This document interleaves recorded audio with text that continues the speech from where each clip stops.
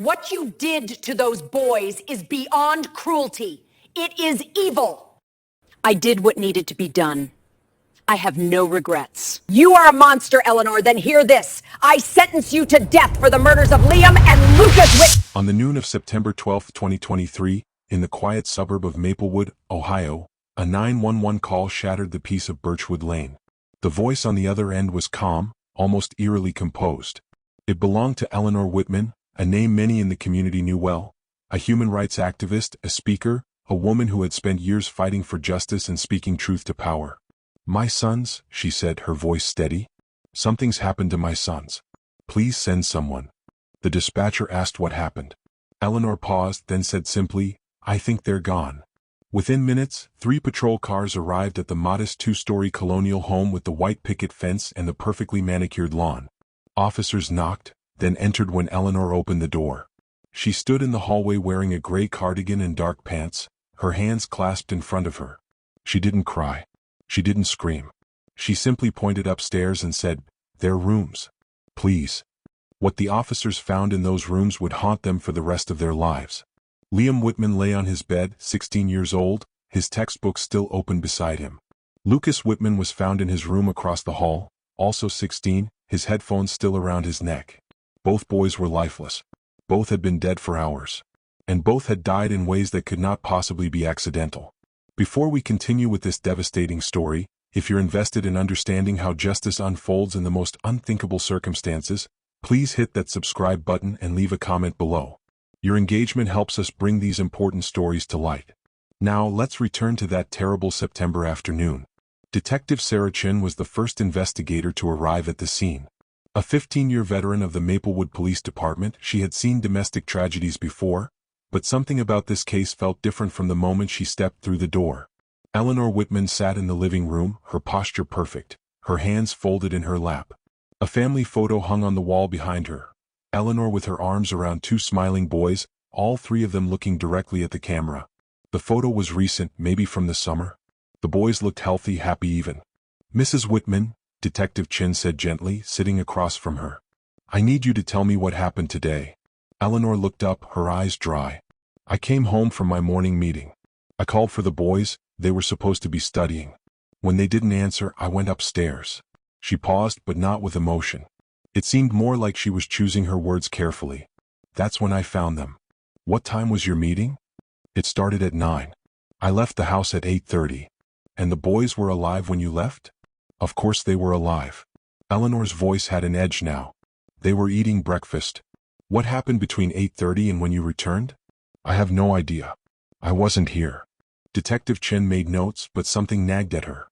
The calmness, the precision of Eleanor's answers. In her experience, parents who discovered their children dead were rarely this composed, even hours later. Upstairs, the crime scene technicians were already at work. The medical examiner, Dr. Robert Torres, emerged from Liam's room, his expression grim. "Detective," he said quietly, pulling her aside. "This wasn't an accident." "What are we looking at?" "Both boys show signs of asphyxiation. But it's the method that's concerning. This was prolonged. Deliberate." Detective Chin felt her stomach turn. "How long?" "Based on what I'm seeing, each death would have taken several minutes. This wasn't quick. And there are ligature marks on both boys' wrists. They were restrained first." "Restrained?" "Tied down. Then suffocated. Whoever did this wanted them conscious and aware of what was happening. The implications hung in the air between them. This was murder. Premeditated, cruel murder." "There's something else," Dr. Torres continued. "Both boys have older injuries. Healed fractures, bruising in various stages of healing. This wasn't the first time someone hurt these kids." Detective Chin returned downstairs. Eleanor hadn't moved from her spot on the couch. She looked up as the detective entered. "Mrs. Whitman, I need to ask you some more specific questions. Is there anyone who might have wanted to hurt your sons?" "Hurt them? No, of course not. Everyone loved Liam and Lucas." "Did they have any enemies? Problems at school? Issues with other teenagers?" "No. They were good boys. They kept to themselves mostly. Focused on their studies." "What about your husband? The boy's father?" Eleanor's expression hardened. "Marcus left 7 years ago. He hasn't been in the boys' lives since they were 9. "Do you know where he is now?" "California, I think." I haven't spoken to him in years. Mrs. Whitman, I need you to think carefully. Was there anyone in this house with the boys today besides you? Eleanor met her eyes directly. No. Just me and the boys. Like always. That night, Detective Chin assembled her team at the police station. The case was already attracting attention. Eleanor Whitman wasn't just any mother. She was a public figure, someone who had spoken at city council meetings, organized rallies for immigrant rights, and had even been featured in the local newspaper for her activism. We need to move carefully, Chin told her team. But we also need to move fast. 2 teenage boys are dead, and right now the only person we can place at the scene is their mother. Officer Marcus Reed, a young detective who had just made the rank, raised his hand. I looked into Eleanor Whitman's background. She's clean, no criminal record, not even a traffic ticket. She works from home as a consultant for nonprofit organizations. By all accounts, she's dedicated her life to helping people. What about the father? Chin asked. Marcus Whitman. Lives in Sacramento now. Remarried. I contacted him an hour ago. He's devastated, obviously. Says he hasn't seen the boys in years because Eleanor made it difficult. There was a custody dispute after the divorce, but Eleanor won full custody. Marcus says she cut off all contact. Why? He claims she told him he was a bad influence, that she could raise the boys better on her own. Detective Chin pulled up Eleanor's social media profiles on the conference room screen. Her Facebook page was full of posts about social justice, human rights, and advocacy work. There were photos of her at protests, at community events, speaking into microphones. But scrolling through, Chin noticed something odd. Look at the dates, she said, pointing. She posts constantly about her activism, about causes she supports. But the last post that mentioned her sons was 3 months ago. And before that, nothing for almost a year. Maybe she's private about her family life? Officer Reed suggested. Maybe. But that's not what her neighbors say. Earlier that evening, officers had canvassed Birchwood Lane, talking to everyone who knew the Whitman family. The picture they painted was complicated. Margaret Sullivan, who lived next door, had known Eleanor for 5 years. She was always so passionate, Margaret told officers. She cared so much about injustice in the world. Sometimes I'd see her up late, working on some campaign or presentation. She was tireless. What about her sons? Margaret hesitated. I didn't see them much. They were homeschooled, I think. Or maybe online school. Eleanor kept them pretty close. Did you ever hear anything concerning? Arguments? Anything that made you worried? Another pause. Sometimes I'd hear her voice through the walls. Raised, you know. But I always assumed it was just normal parent stuff. Teaching them discipline. She had such high standards for them. Other neighbors reported similar observations. The twins were rarely seen outside. They didn't play with other kids in the neighborhood. Eleanor did the grocery shopping alone. The boys didn't attend the local high school. She told me once that the public school system was failing children, another neighbor recalled. That she could give them a better education at home. I respected that. Eleanor was so intelligent, so committed to excellence. But there were darker stories too. One neighbor, who asked not to be identified, told police about an incident from the previous summer. It was late, maybe 10 at night. I was taking out the trash and I heard shouting from their backyard. It was Eleanor's voice. She was screaming at one of the boys, I couldn't tell which one. She was saying things like, "You're not trying hard enough," and, "Do you want to be a failure?" It went on for maybe 20 minutes. Then I heard what sounded like something hitting the fence. Then silence. Did you call the police? No. I thought about it, but Eleanor was so respected in the community. I figured I must have been misunderstanding what I heard. Maybe she was just being a strict parent. As Detective Chin reviewed the neighbor interviews, a pattern emerged. Eleanor Whitman presented 2 faces to the world. The public activist fighting for justice and human rights, and the private mother whose standards for her son seemed impossibly high and whose methods remained hidden behind closed doors. The next morning, September 13th, the search warrant for Eleanor's home was executed. She had spent the night at her sister's house, per police request, while investigators combed through every inch of the property. What they found began to tell a story that contradicted everything Eleanor had claimed. In Eleanor's bedroom, tucked in the drawer of her nightstand, Detective Chin discovered a journal. The cover was simple, unmarked, bound in black leather. Inside, Eleanor's handwriting was precise, controlled, each letter perfectly formed. The first entries were mundane. Notes about meetings, ideas for advocacy campaigns, observations about current events. But as Chin flipped through the pages, the content shifted. May 3, 2023. The boys scored 87 and 89 on their chemistry tests. Unacceptable. I've given them every resource, every opportunity. They have no excuse for mediocrity. I've implemented a new study schedule, 6 hours minimum per day starting tomorrow. They need to understand that success isn't optional. June 17, 2023. Caught Lucas reading a comic book instead of studying. He knows the rules. Reading for pleasure is a waste of time when there's so much he needs to learn. Confiscated all recreational materials from both rooms. They can have them back when they prove they can manage their time properly. July 8, 2023. Liam asked if he could join the neighborhood basketball game. I told him no. Sports are a distraction. His body exists to serve his mind, not the other way around. He argued with me. He actually argued. I had to remind him of his place, of all I've sacrificed for him. He needs to understand gratitude. Detective Chen felt her hands trembling as she read. The entries grew darker as the summer progressed. August 2, 2023. They're testing me. Both of them. Questioning my decisions, acting as if they know better than I do about what they need. I've dedicated my entire life to raising them right, to making sure they become something meaningful in this world. And this is how they repay me? With defiance? With mediocrity? August 19, 2023. I found evidence that Lucas has been sneaking out at night. Where he goes, I don't know yet. But the betrayal is complete. After everything I've done, he chooses to deceive me. They both do. I can see it in their eyes now. They resent me. They don't understand that discipline equals love. That my expectations are the only thing standing between them and a wasted life. And then, the entry that would become infamous during the trial. September 4, 2023. I look at them and I wonder if I made a mistake. Not in having children, but in who they've become despite my best efforts. They have no spark of greatness, no drive to be exceptional. They're ordinary. Mediocre. Sometimes I think they have no right to exist if they cannot be what I want them to be. What I need them to be. All my work in the world, fighting for people's rights, for justice. And my own sons can't even meet basic standards of excellence. It's humiliating. Detective Chen closed the journal and immediately called the district attorney's office. This was no longer a case of potential accident or even manslaughter.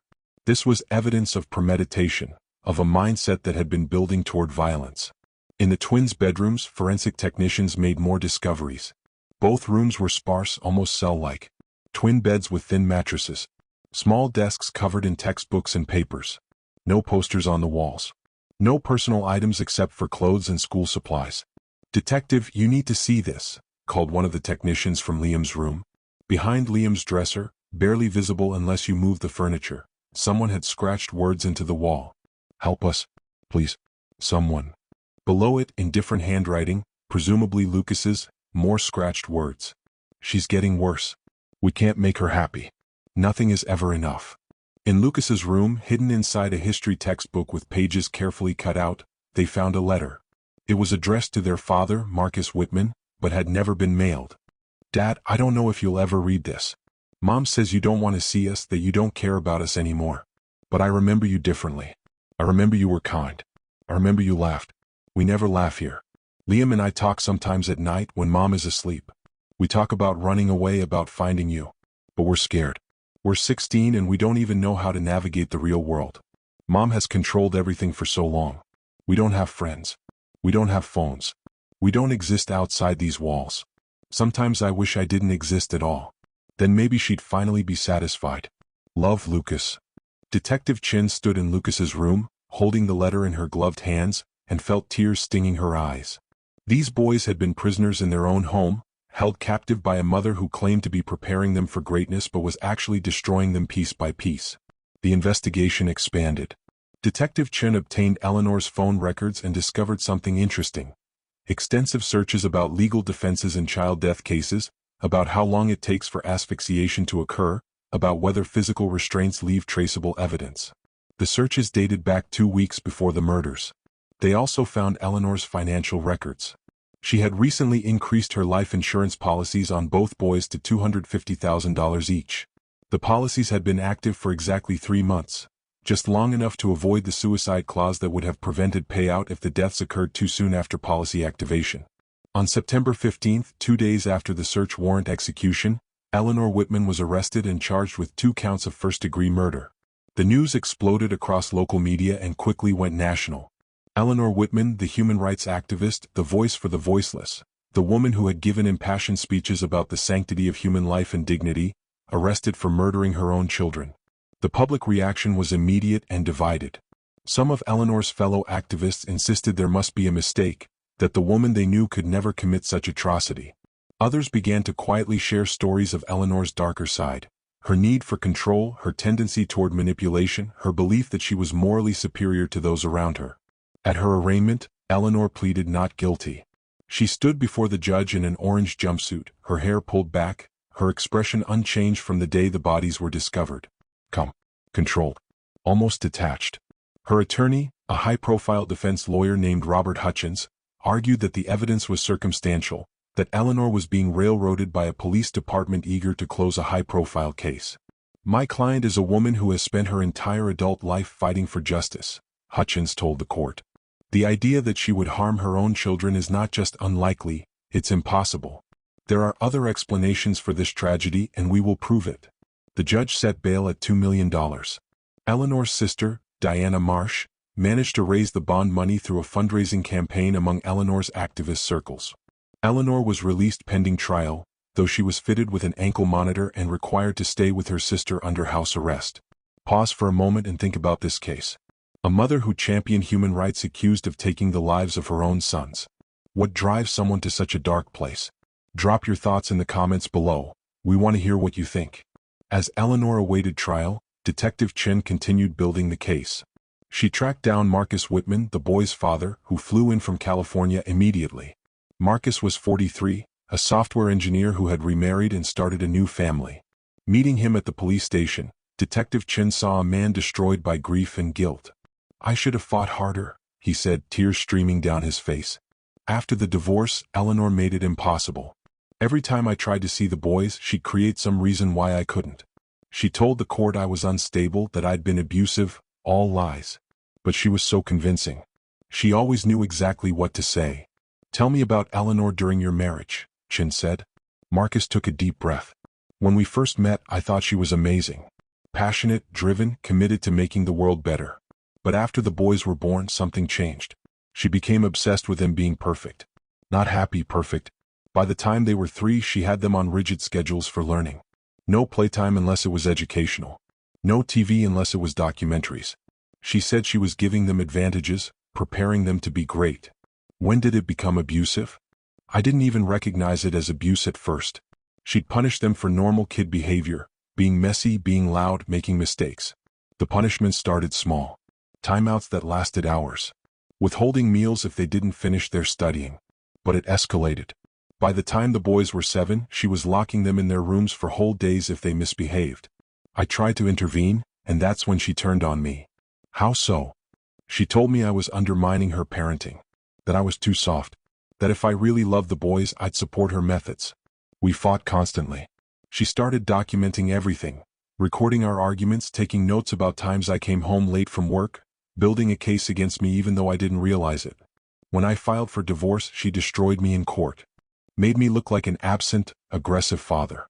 I lost custody and could only see the boys supervised. Then even that stopped. Why didn't you fight harder? Marcus's face crumpled. I did fight. For 2 years I fought. But Eleanor was brilliant at working the system. She knew exactly what to say to the social workers, to the judge. And the boys, she'd coached them so well. They'd tell the court-appointed therapist that they were happy, that they didn't want to see me. I realized now she was threatening them, manipulating them. But at the time I thought maybe I was the problem. Maybe I really was failing them. So I stepped back. I thought they'd reach out when they were older, when they could make their own choices. They never did? No. And now they never will. He buried his face in his hands. They tried to reach out. That letter we found, they wanted me. They needed me. And I wasn't there. You couldn't have known, Detective Chen said gently. But I should have. I should have trusted my instincts. I should have kept fighting. The detective made extensive notes. Marcus's testimony would be crucial in establishing Eleanor's pattern of control and the environment of fear she'd created. Chen also interviewed the boys' former teachers from before Eleanor pulled them out of school. Jennifer Martinez had taught both twins in 5th grade, the last year they'd attended public school. They were sweet kids, Martinez remembered. Smart, polite, but very anxious. Liam especially. He'd have panic attacks before tests. Lucas was quieter, more withdrawn. They never participated in class parties or field trips. Eleanor always had a reason why they couldn't attend. Did you ever meet Eleanor? Oh yes. She came to every parent-teacher conference, every school event. She was very involved, but in an intense way. She'd question my teaching methods, suggest that I wasn't challenging the boys enough. She brought in additional work for them to do, way beyond what was appropriate for their age. I tried to tell her they needed balance, time to just be kids. She told me I didn't understand what it took to raise exceptional children. Did you ever see signs of abuse? Martinez hesitated. Once, I noticed bruises on Liam's arms. I asked him about it. He said he'd fallen off his bike. But the boys didn't have bikes. I knew that because Eleanor had told me bikes were too dangerous. When I pressed him, he got very scared and asked me not to tell his mother he'd talked about it. I reported it to the school counselor, but nothing came of it. Eleanor came in, very calm, very reasonable, and explained that Liam bruised easily and was clumsy. The counselor accepted her explanation. You didn't believe her? No. But I was a young teacher then. I didn't know how to push back against a parent who seemed so put together, so articulate. I regret that now. Maybe if I'd pushed harder, those boys would still be alive. Detective Chin assembled a timeline of the boys' lives, and what emerged was a portrait of escalating isolation and abuse. After Eleanor pulled them from school at the end of 5th grade, the twins essentially disappeared from public life. They had no social media accounts. They didn't attend any extracurricular activities. Their medical records showed they hadn't been to a doctor in 4 years. Eleanor claimed she treated minor ailments at home and the boys were healthy enough not to need regular checkups. The isolation had been deliberate and complete. Eleanor had created a world where she had total control and the boys had no voice, no witnesses, no escape. As the trial date approached, the prosecution team worked around the clock. District Attorney Patricia Nguyen personally took the case, knowing it would be the most high-profile prosecution of her career. This is about more than justice for Liam and Lucas, she told her team. This is about exposing the dangerous myth that someone who does good work in public can't be a monster in private. People need to understand that cruelty doesn't always look like what we expect. The defense team, meanwhile, built their strategy around reasonable doubt. They couldn't deny Eleanor's journal entries or her internet searches, but they could try to contextualize them. Eleanor Whitman was under enormous pressure, Robert Hutchins told reporters. She was a single mother raising 2 teenage boys while maintaining a career and doing important advocacy work. Yes, she was frustrated. Yes, she had high expectations. But frustration doesn't equal murder. The prosecution has built a circumstantial case based on diary entries taken out of context and internet searches that could have been for any number of reasons. The trial began on March 4, 2024, nearly 6 months after the deaths of Liam and Lucas Whitman. The courthouse in downtown Maplewood was packed with media, activists both supporting and condemning Eleanor, and curious citizens who couldn't believe the woman they'd admired was capable of such evil.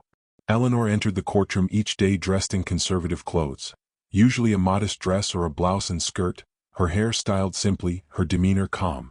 She looked like someone's teacher or a librarian. She did not look like someone who had suffocated her own children. In her opening statement, DA Patricia Nguyen laid out the prosecution's case with devastating clarity. Ladies and gentlemen of the jury, this case is about control. It's about a woman who spent her life advocating for human rights and dignity in the abstract while systematically destroying the humanity and dignity of the 2 people who depended on her most, her own sons. Eleanor Whitman created a prison in her home.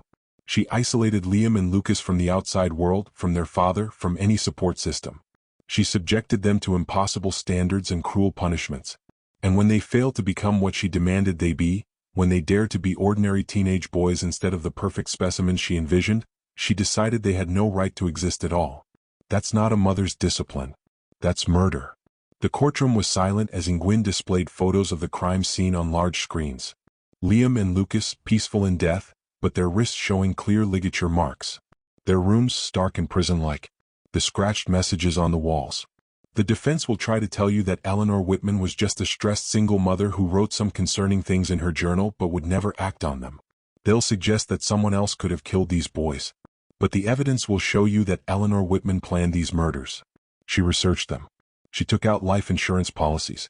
She spent months psychologically preparing herself to do the unthinkable.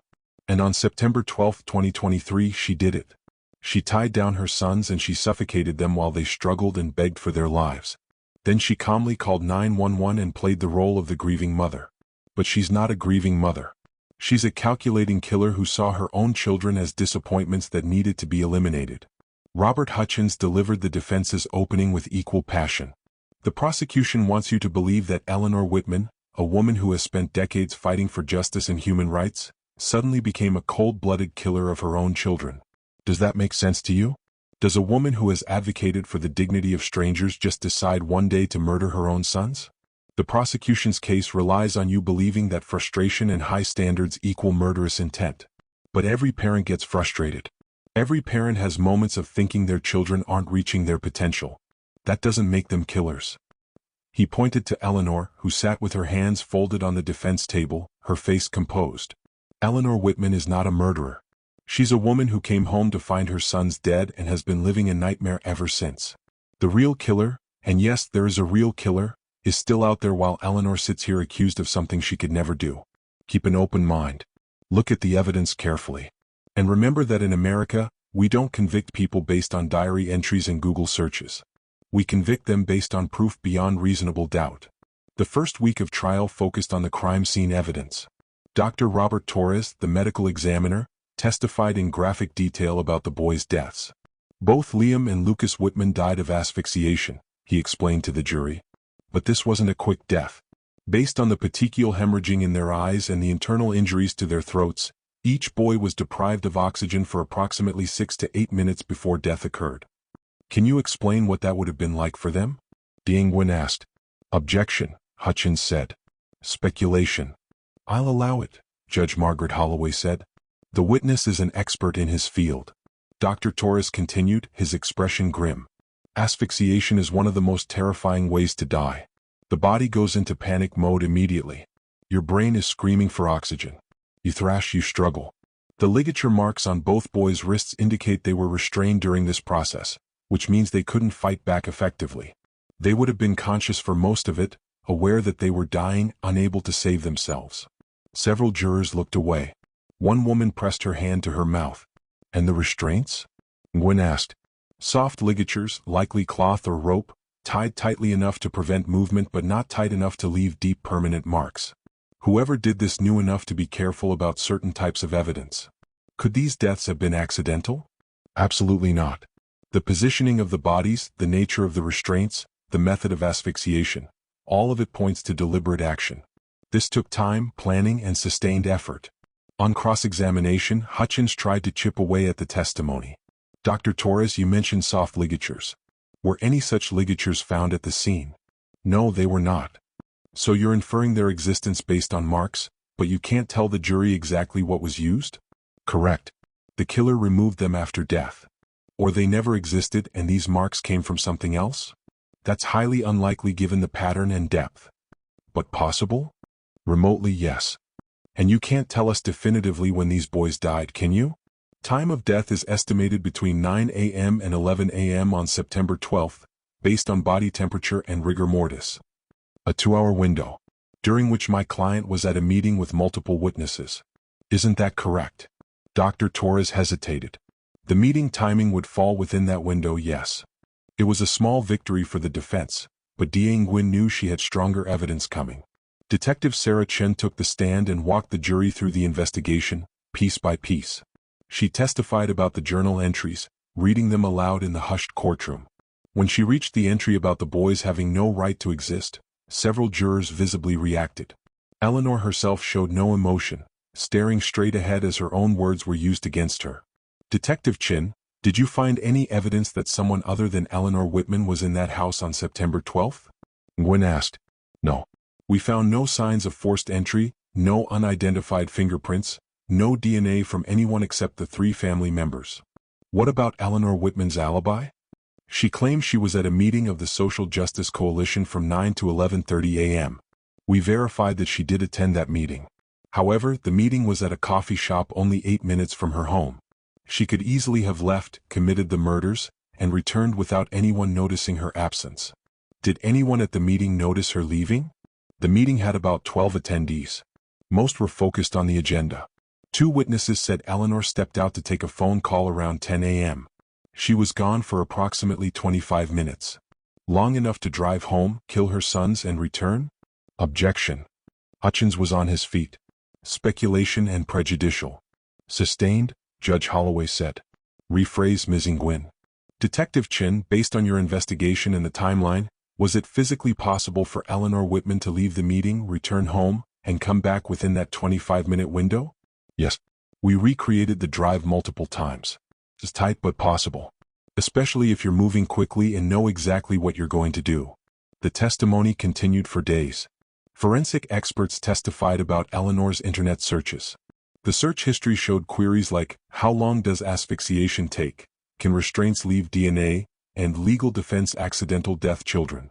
The searches had been conducted late at night, when the boys would have been asleep. A computer forensics expert testified that Eleanor had also searched for information about life insurance payouts and had visited multiple forums where parents discussed being overwhelmed by their children's failures. The defense tried to argue that people search all kinds of things on the internet without intending to act on them, but the combination of searches, timing, and subsequent events was damning. On the 8th day of trial, Marcus Whitman took the stand. He had aged visibly in the months since his son's deaths, his hair graying, his face lined with grief. Nguyen handled him gently. Mr. Whitman, tell us about Eleanor's relationship with the boys during your marriage. Marcus took a shaky breath. At first she was attentive. Maybe overly so. She read every parenting book, followed every developmental milestone. But as the boys grew, her expectations became impossible. When they were toddlers and couldn't sit still through a full meal, she'd make them sit at the table for hours until they learned. When they were in early elementary school and brought home anything less than perfect grades, she'd create extra homework for them. She said she was preparing them for success, but it felt like punishment for being human. Did you try to intervene? I did. We fought about it constantly. I wanted them to have normal childhoods. She said normal was mediocre and she didn't raise her children to be mediocre. She started accusing me of not caring about their futures, of wanting them to fail. The tension destroyed our marriage. After the divorce, what happened? Marcus's voice broke. She cut me out completely. Every visitation was a battle. The boys would tell the court evaluators they didn't want to see me, but I know now she coached them. She told them I didn't love them, that I'd abandoned them. It was all lies, but she was so convincing. Eventually, the courts limited my access, then eliminated it altogether. She won. Do you blame yourself for what happened to Liam and Lucas? Every single day. I should have fought harder. I should have found a way to protect them. Did Eleanor ever directly threaten the boys? Not in front of me. But I remember once, about a year before the divorce, Liam had knocked over a glass of milk at dinner. It was an accident. He was 6 years old. Eleanor didn't yell. She just got very quiet and said, Liam, do you understand that mistakes have consequences? Then she made him clean up the milk and sent him to bed without dinner. But it was the look in her eyes that scared me. It was cold. Like she saw him as a problem to be solved rather than a child to be loved. On cross-examination, Hutchins went after Marcus hard. Mr. Whitman, isn't it true that you were found to be an unfit parent by the family court? That's not. The court didn't say that exactly. Eleanor made allegations.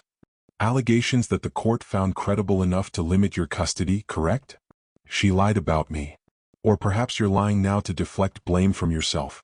After all, you abandoned your sons for years. I didn't abandon them. She kept them from me. But you gave up. You stopped fighting. And now they're dead, and you're looking for someone to blame other than yourself. Marcus broke down on the stand, sobbing. Judge Holloway called a recess. During the break, Eleanor showed her first real reaction of the trial. As Marcus was led from the courtroom, still crying, Eleanor leaned over to her attorney and whispered something. A witness later reported that she said, "He was always weak. That's why I had to be strong." The trial's most emotional testimony came from Jennifer Martinez, the twins' former teacher, and from several neighbors who testified about the environment in the Whitman home. Margaret Sullivan, the next-door neighbor, testified about the night she'd heard Eleanor screaming at one of the boys in the backyard.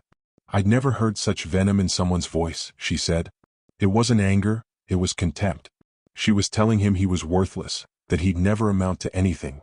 I heard a thud like something hitting the fence and then crying. Then silence." "Did you call the police?" Nguyen asked. "No, and I'll regret that for the rest of my life. I convinced myself it wasn't my business, that Eleanor was a respected member of the community and surely knew what she was doing. But I was wrong. I failed those boys. Another neighbor, James Chin, no relation to Detective Chin, testified about seeing the twins in the backyard one afternoon the previous summer. They were just standing there, he said. Not playing, not doing anything. Just standing. I waved hello and they looked terrified. They went inside immediately. I thought it was odd, but Eleanor came out a few minutes later and explained they were on a break from studying and had gotten distracted. She apologized for their rudeness. At the time, I accepted her explanation. Now I realize they were scared to even acknowledge another human being without her permission. The most damaging testimony came from Dr. Lisa Brennan, a forensic psychologist who had reviewed all the evidence and examined the twins' rooms and belongings. Eleanor Whitman exhibits classic signs of malignant narcissism combined with obsessive-compulsive tendencies, Dr. Brennan testified. Her journal entries reveal someone who viewed her children not as individuals with their own identities and needs, but as extensions of herself whose sole purpose was to validate her worldview and reflect well on her. Can you explain what you mean? Nguyen asked. Eleanor's activism and public work gave her a sense of moral superiority. She saw herself as someone fighting for justice, for what's right. But when her own sons failed to meet her impossible standards, they became not just disappointments but threats to her self-image. If she was such a righteous person, how could her children be ordinary? In her mind, their mediocrity was a personal insult and a public embarrassment. Does this psychology lead to violence? In extreme cases, yes. When narcissists feel their carefully constructed self-image is threatened, they can react with rage. The journal entry about the boys having no right to exist is particularly telling. It shows dehumanization. She'd stopped seeing them as her children and started seeing them as problems that needed to be eliminated. In your professional opinion, did Eleanor Whitman plan these murders? Absolutely. The escalating journal entries, the internet searches, the life insurance policies, the timing, all of it points to premeditation. This wasn't a crime of passion. It was a calculated decision to eliminate what she perceived as stains on her reputation. On cross-examination, Hutchins challenged Dr. Brennan's conclusions. Dr. Brennan, you never actually examined Eleanor Whitman in person, did you? No. She declined to meet with me. So you're diagnosing someone you've never spoken to based on diary entries and second-hand accounts? I'm offering a professional opinion based on extensive evidence and years of experience with similar cases. Similar cases? How many mothers have you examined who murdered their children? I've consulted on approximately 40 cases involving parental murder over my 20-year career. And how many of those mothers were respected human rights activists with no prior history of violence? Each case is unique but patterns of behavior. Please answer the question. How many? This case is unusual in that respect. But unusual doesn't mean impossible. Or it means you're fitting the evidence to match a theory rather than letting the evidence speak for itself. Despite Hutchins's best efforts, Dr. Brennan's testimony had resonated with the jury. The psychological portrait she'd painted matched the physical evidence too well to be dismissed. As the prosecution rested its case, Dean Nguyen felt confident. The evidence was overwhelming. Eleanor Whitman had the motive, the means, the opportunity, and had essentially confessed her intent in her own journal. The defense's case began with character witnesses, fellow activists who testified about Eleanor's commitment to justice and her work helping vulnerable populations. Rachel Morrison, who had worked with Eleanor on immigrant rights campaigns, testified that Eleanor was passionate about protecting people who couldn't protect themselves. The idea that she would hurt anyone, let alone her own children, is incomprehensible to me. But on cross-examination, Nguyen got Morrison to admit that she'd never been to Eleanor's home and had never met Liam or Lucas. So all you know is Eleanor's public persona? Nguyen asked. I know her character. Or you know the character she presented to you. Did you know she kept her sons isolated from the world? That she hadn't let them see their father in years? That their rooms were like prison cells? No, I didn't know those things. So maybe there was a side of Eleanor Whitman you never saw. Morrison couldn't answer. The defense called several experts who tried to cast doubt on the prosecution's timeline and suggested alternative theories.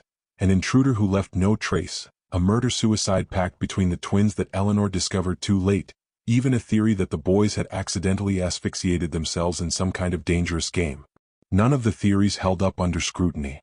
The evidence was too clear, the alternative explanations too far-fetched.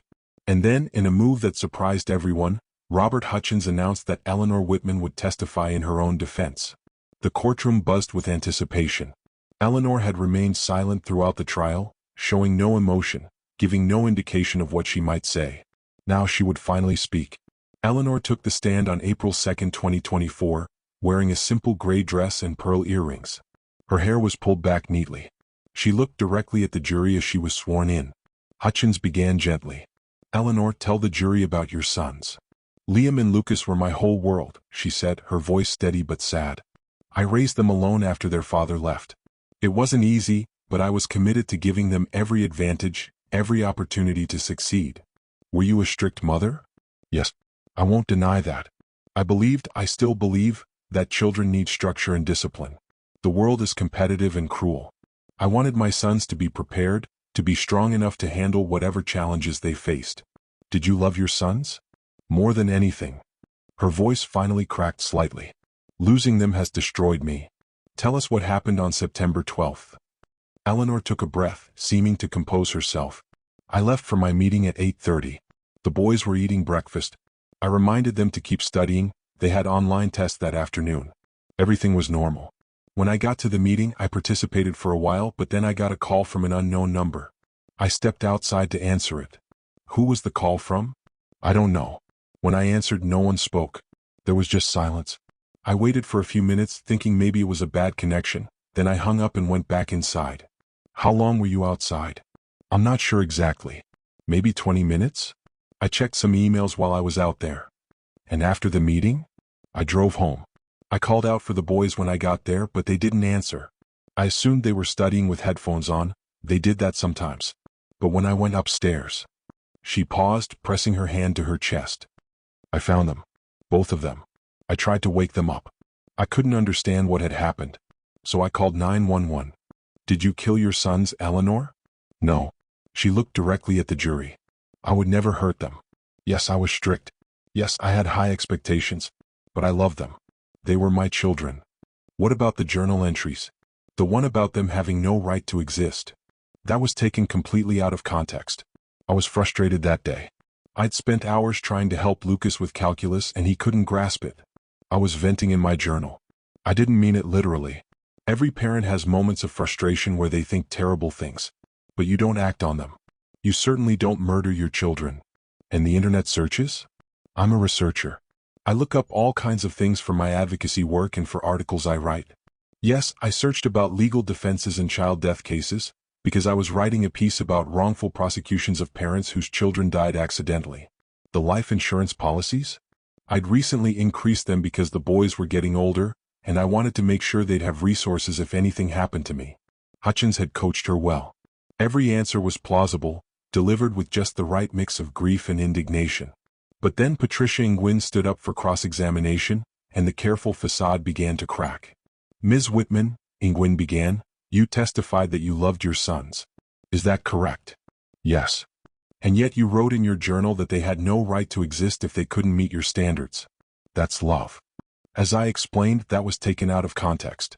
I was frustrated. Let me read you another entry from your journal. This is from July 15th. "I look at other mothers with their ordinary children and I wonder how they can bear it. How they can accept mediocrity. I can't. I won't. My sons will be exceptional or they will be nothing." Does that sound like love to you? "I wanted them to reach their potential." Or you wanted them to make you look good. To validate your belief that you were superior to other parents. Isn't that what this was really about? No. Let's talk about the day of the murders. You testified that you were outside for 20 minutes taking a call that turned out to be nothing. But your phone records show that call lasted 37 seconds. So what were you really doing for the other 19 minutes? Eleanor hesitated. "I told you. I was checking emails." "Show me those emails." I don't remember which specific emails. Because they don't exist? Because you weren't checking emails at all? You were driving home to kill your sons, weren't you? No. The timeline works perfectly. You left the meeting at 10:03. Your home is 8 minutes away. That gives you time to drive there, commit the murders, which Dr. Torres testified would take approximately 15 minutes including restraining the boys, and drive back. You returned to the meeting at 10:28. 25 minutes. It all fits. I didn't leave to kill anyone. I was at the coffee shop. Then why didn't anyone see you? Why didn't anyone notice you checking emails for 20 minutes? The coffee shop was busy. People weren't paying attention to me. Nguyen pulled up security footage on the courtroom screen. This is video from the coffee shop's exterior camera. Here's you leaving at 10:03. The video showed Eleanor walking out and getting into her car. And here's you returning at 10:28. The video showed Eleanor parking and walking back in looking composed. Where did you go, Ms. Whitman? I told you. I stayed outside. The camera covers the entire exterior seating area. You're not visible anywhere. Because you left. You drove home and you murdered your sons. That's not true. Let's talk about your relationship with Liam and Lucas. You kept them isolated from other children, correct? I homeschooled them. That's not the same as isolation. They had no friends. They never left the house except with you. They weren't allowed to communicate with their father. You controlled every aspect of their lives. Why? I was protecting them. From what? From bad influences. From distractions. Or from anyone who might notice you were abusing them? I never abused my sons.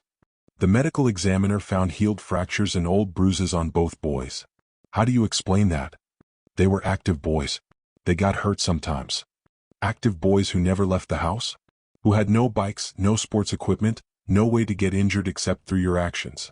Eleanor's composure was slipping. Her voice rose. You're twisting everything. I disciplined my sons when necessary, yes. But I never abused them and I certainly didn't kill them. Let me read you one more journal entry. This is from August 28, 2 weeks before the murders. I've come to realize that some mistakes can't be fixed. Some disappointments can't be overcome. Maybe the only solution is to start over. To erase the failures and begin again. What did you mean by erase the failures, Ms. Whitman? I was talking about my activism work. About a campaign that hadn't gone well. Really? Because the previous paragraph in that same entry talks specifically about the boys. About how they'd failed your latest round of tests. About how you were tired of trying to fix them. Context seems pretty clear to me. You're misinterpreting? No, Ms. Whitman. I'm reading your own words.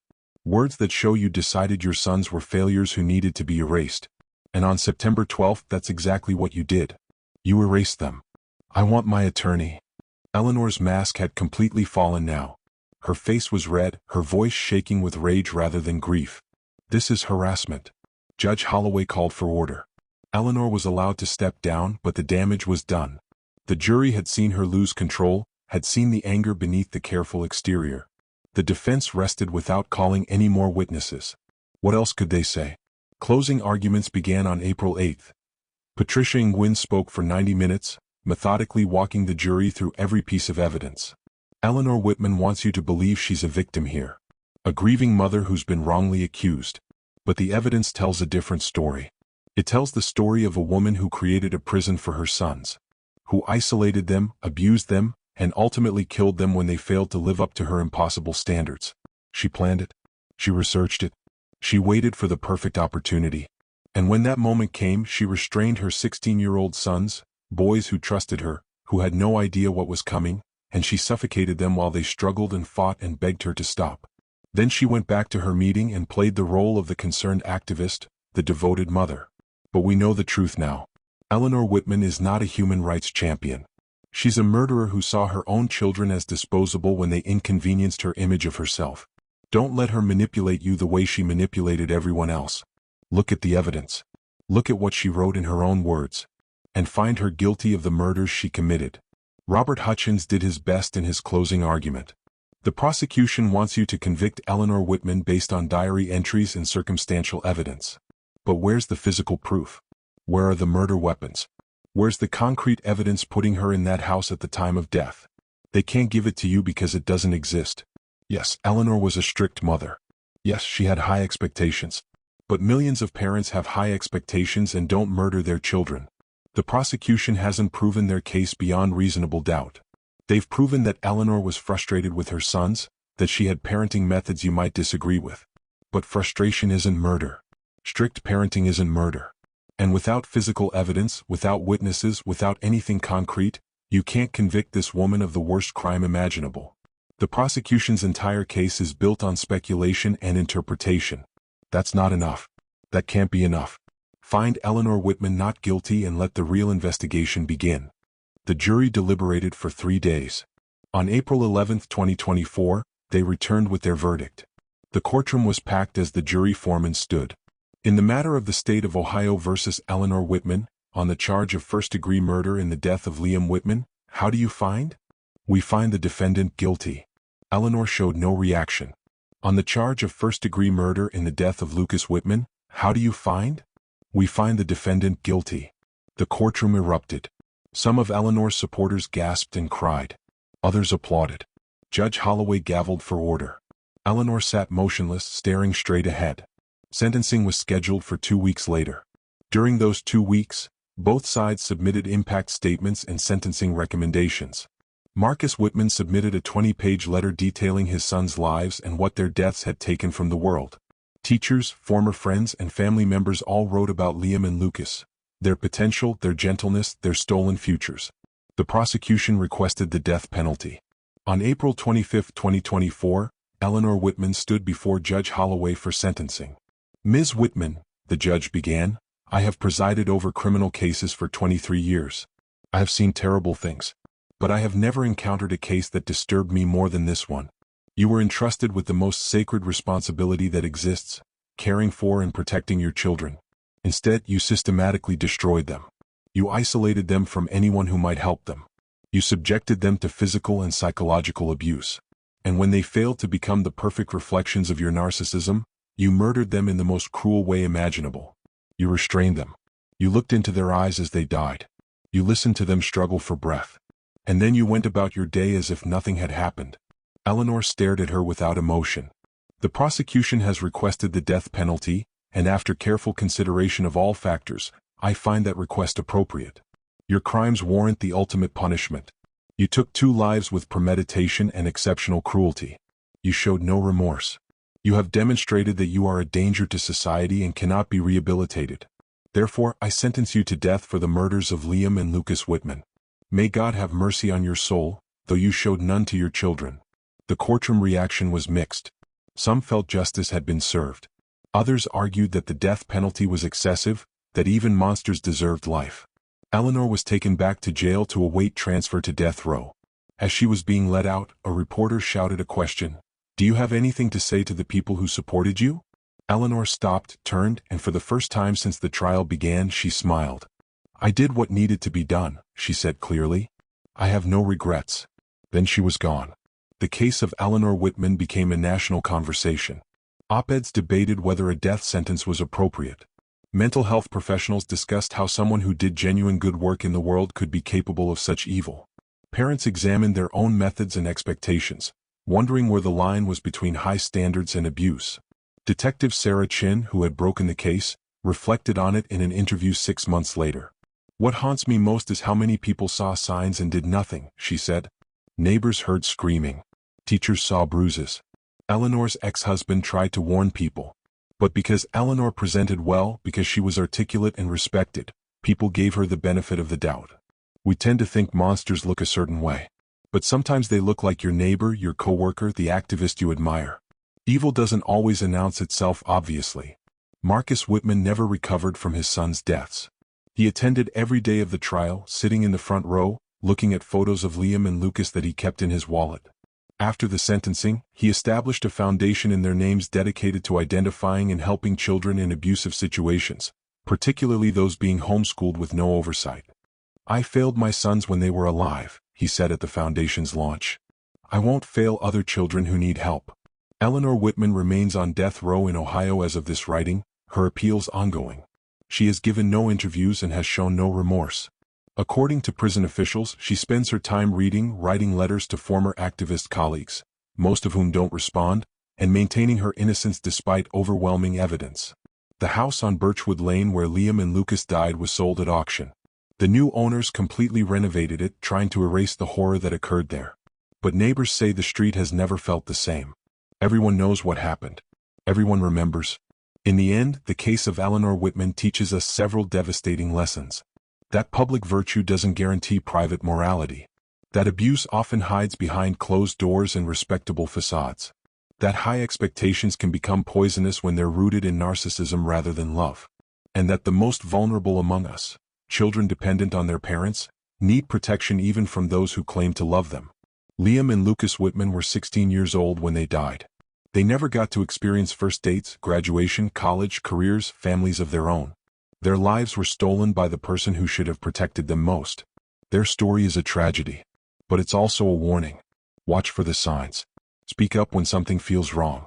Don't assume that someone's public persona reflects their private behavior. And remember that abuse doesn't discriminate. It can happen in any neighborhood, in any family, behind any smiling facade. Before we close, we want to hear from you. This case has sparked intense debate about the death penalty, about parental rights, about when society should intervene in families. What are your thoughts? Leave a comment below sharing your perspective on this heartbreaking case. And if this story has moved you, please subscribe to our channel. We share important true crime stories that expose the darkest aspects of human nature while honoring the victims who deserve to be remembered. Thank you for watching, and may Liam and Lucas Whitman rest in the peace they were denied in life.